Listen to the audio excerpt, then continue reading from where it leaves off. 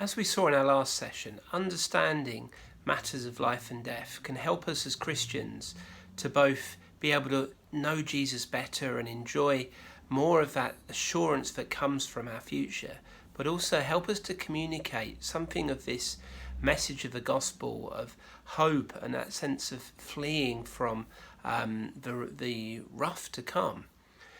We saw in our last session that the Bible clearly teaches that the souls of believers go immediately into God's presence. And the second thing that we therefore need to draw a conclusion from this is that the souls of unbelievers go immediately to eternal punishment.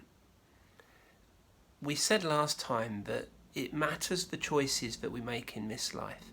There's no second chance after we die to choose to follow Jesus or to sort of change our mind.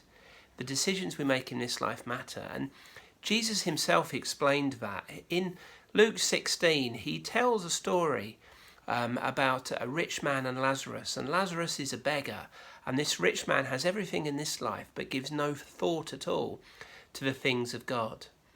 When they both pass away, the beggar has gone into that eternal paradise that we talked of last time.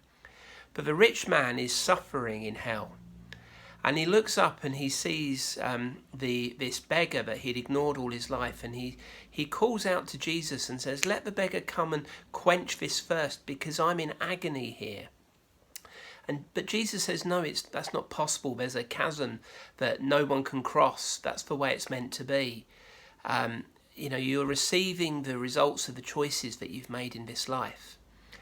As a result, this rich man cries out and says, well, send Lazarus to tell my brothers, because if he comes back from the dead, then they'll escape what waits for them, what I'm experiencing. And Jesus says, no, they'll have the same opportunity that everybody else has. I remember sitting with somebody once and saying about, they didn't know where their loved one had gone. And this parable helped me to explain to them something of that future, that actually wherever their loved one had gone, we would pray and hope that they would have gone into paradise. But if not, they would be crying out that their loved one wouldn't go where they were because they loved them too much for them to share that suffering. And I remember using this parable to help somebody understand something of that gospel message.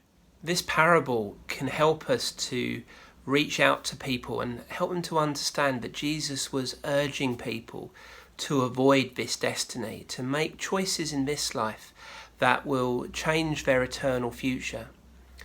In Hebrews 9, we read in verse 27 that people are destined to die once and then judgment. And it matters what happens in this life. We are sinners by nature and by choice. And as a result, salvation is a gift. But it's also means that we're being saved from something. We're being saved from a destiny that is eternal punishment. Jesus taught that, and we see throughout the Bible, we see in Matthew 25, Jesus talks about the sheep and the goats, and how on that day when he judges, he'll separate the believers from the unbelievers. The choices made in this life will matter where we spend eternity. We see him repeating that in John 5.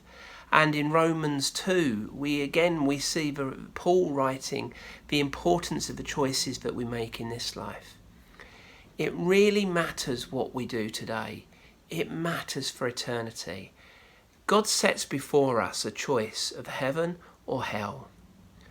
And the choice is whether we're going to choose to pay the wages of sin ourselves, or we're going to accept that Jesus' death on the cross was him paying that debt, the wages of sin, on our behalf. Jesus died to pay the price to give us a future that is with God in paradise, not separated from God for eternity. What choice would you rather make?